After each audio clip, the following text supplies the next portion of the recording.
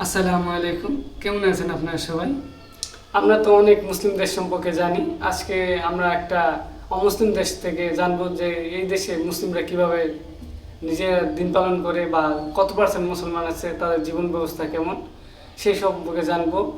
এই দেশটার নাম হচ্ছে আর্জেন্টিনা, যে দেশটার নাম আমাদের কাছে সবার কাছে পরিচিত। আসলে আমরা দেখি এই ভিডিওটা, আমরা এই ভিডিও থেকে রিয়েকশন দেবো।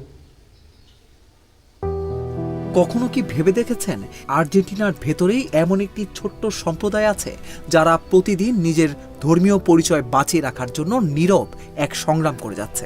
সংখ্যায় খুবই কম, গোটা জনসংখ্যার মাত্র 2%। দেশের এক প্রান্ত থেকে আরেক প্রান্তে মসজিদ হাতে গোনা, অনেক শহরে নামাজ পড়ার জায়গা নেই। হালাল খাবার খুঁজতে কখনো কখনো কিলোমিটারের পর কিলোমিটার পথ পাড়ি দিতে হয়। এটাই আর্জেন্টিনার মুসলিমদের বাস্তবতা।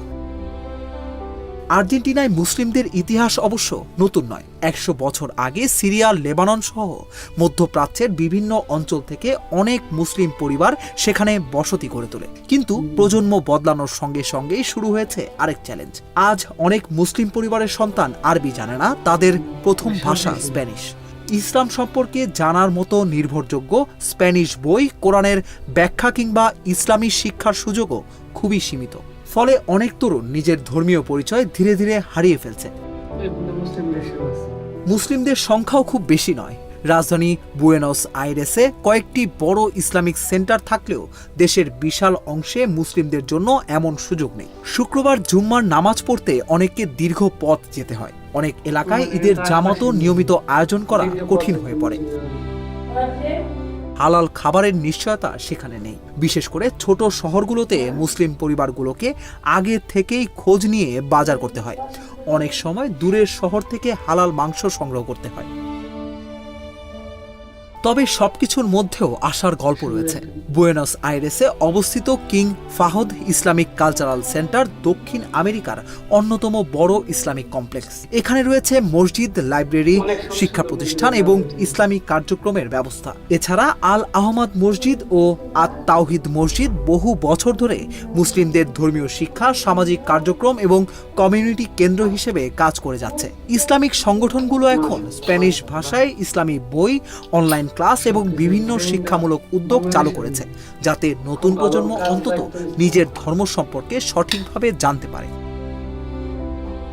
আর্জেন্টিনার মুসলিমদের গল্প শুধু কষ্টের গল্প নয়, এটা নিজের পরিচয় ধরে রাখার গল্প, সংখ্যায় ছোট হয়েও বিশ্বাসকে বাঁচিয়ে রাখার গল্প, হাজারো সীমাবদ্ধতার মাঝেও প্রতিদিন ইসলামকে আঁকড়ে ধরে রাখার গল্প। বাংলাদেশে যখন লাখো মানুষ আর্জেন্টিনার জার্সি পরে মেসির জন্য উল্লাস করে, তখন সেই একই দেশের এক কোণে ছোট্ট একটি মুসলিম সম্প্রদায়ও নীরবে চেষ্টা করে যাচ্ছে নিজেদের ঈমান, সংস্কৃতি আর ধর্মীয় পরিচয় যেন হারিয়ে না যায়। হয়তো সেটাই আর্জেন্টিনার সবচেয়ে কম আলোচিত কিন্তু সবচেয়ে মানবিক গল্পগুলোর একটি।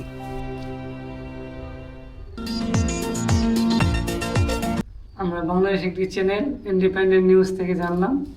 আর আমরা বাংলাদেশের আশপাশে একটু হাঁটলেই অনেক মসজিদ দেখা যায়, দেখে একটা আর্জেন্টিনার ক্ষেত্রে নেই।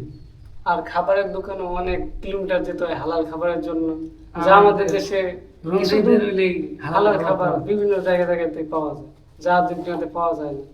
যা আমরা এর জন্য দিন পালন করা অনেক সহজ, যা আর্জেন্টিনার ক্ষেত্রে অনেক কঠিন। আমাদের দেশ তো মুসলিম দেশ, ওই দেশটা তো মুসলিম দেশ না, তাই তাদের জন্য খুবই চ্যালেঞ্জের বিষয়, খুবই কঠিন। যদি আমাদের ভিডিওটা ভালো লাগে আর নতুন নতুন ভিডিও পেতে, ইসলামিক ভিডিও পেতে আমাদের সাথেই থাকুন। যদি আপনার কোনো ভিডিও ভালো লাগে আমাদেরকে বলুন, আমরা সেই ভিডিওতে রিঅ্যাকশন দেবো আর আপনাদেরকে সেই ভিডিওটি দেখানোর চেষ্টা করবো ইনশাআল্লাহ। আল্লাহ হাফেজ।